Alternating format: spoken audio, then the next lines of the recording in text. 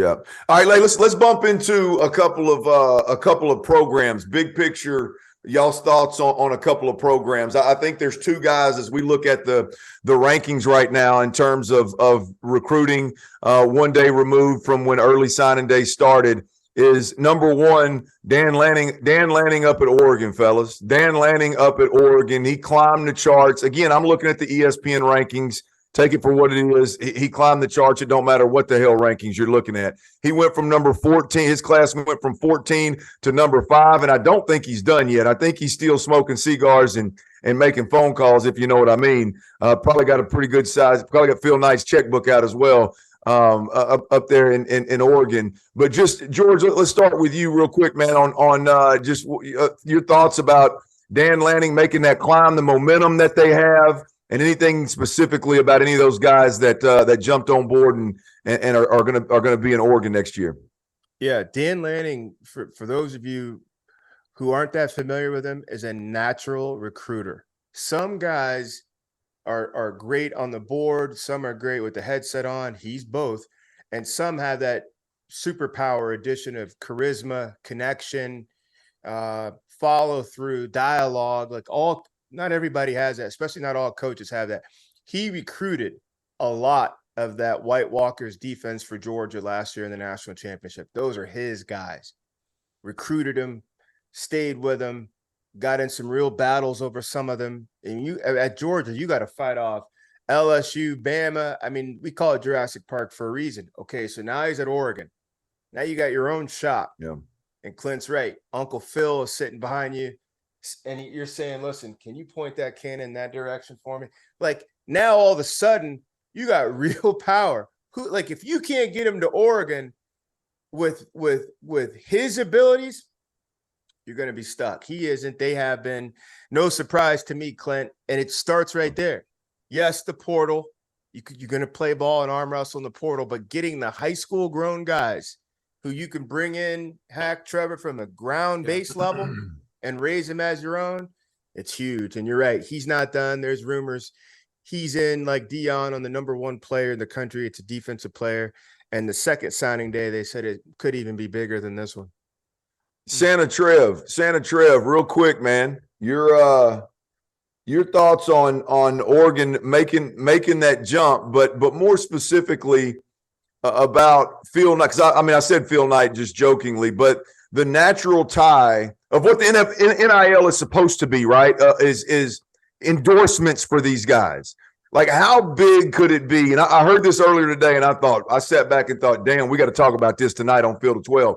Like, how beneficial could it be long-term? Obviously, right now it's huge, but long-term for Phil Knight and Oregon in that tie to be able to say, you come here, you're a Nike guy. You're a Nike endorser. You're a Nike endorser. And the contracts have been in place, hell, since I was playing ball, right? I mean, so it's a natural fit to do NIL the right way at an unbelievable level, isn't it? It is. And it's a unique one where you've got a brand that guys, whether they go to Oregon or Bama or Texas or any school for that matter, they're going to end up jumping on that bandwagon anyways when they get to the next level. So that it's unique because Nike will get a return on their investment for the guys that go and make it. Whereas, you go down to Texas A&M, you got a bunch of oil guys, they could throw as much money as they want, but they're not going to get a return on their investment because oil doesn't translate to the ball field. Nike does. Yeah. So that's a great point. And I really hadn't dug into that or talked about that a whole lot yet, but it is a natural fit.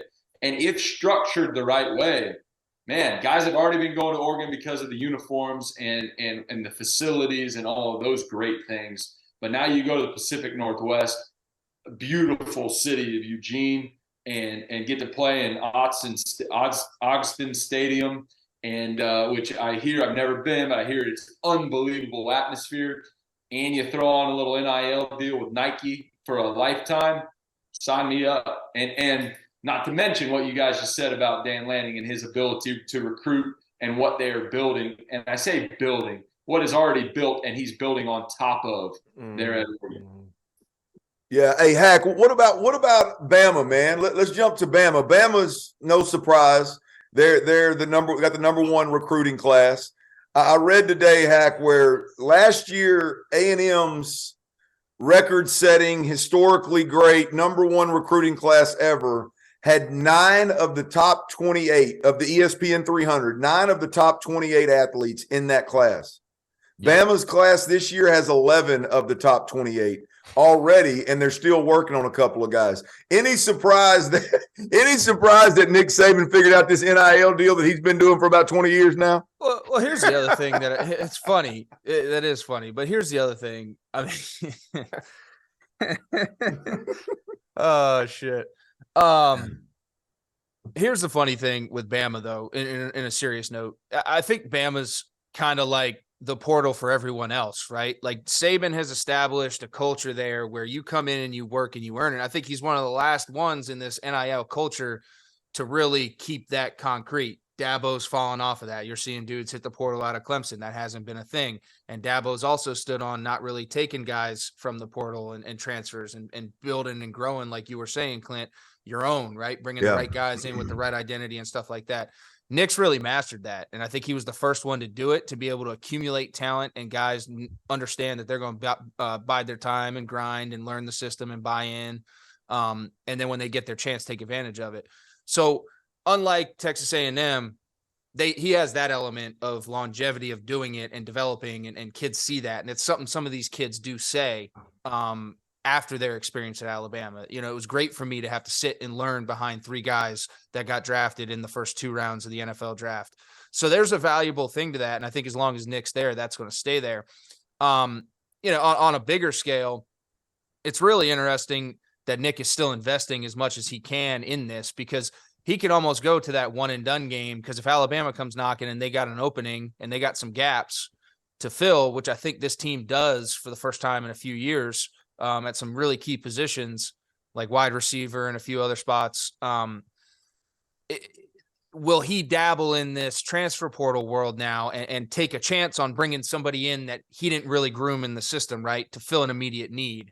So there's kind of a balance there that I think is going to be really interesting to see. Some of these giants who've done it a certain way and established a certain culture and a certain system.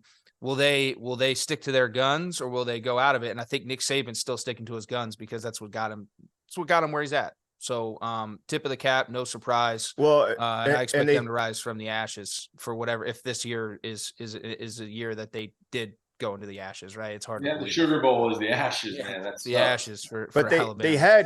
They had a great experience with the portal this year, Hack, with Jahmyr Gibbs. Right. And the receiver, they picked up a lineman. Like Clint said, they've been doing NIL for a while. Well, really all the SEC has been. But now Georgia's got resources. LSU got the same resources. Mm-hmm. Like pretty much everybody. It's a different ball game now.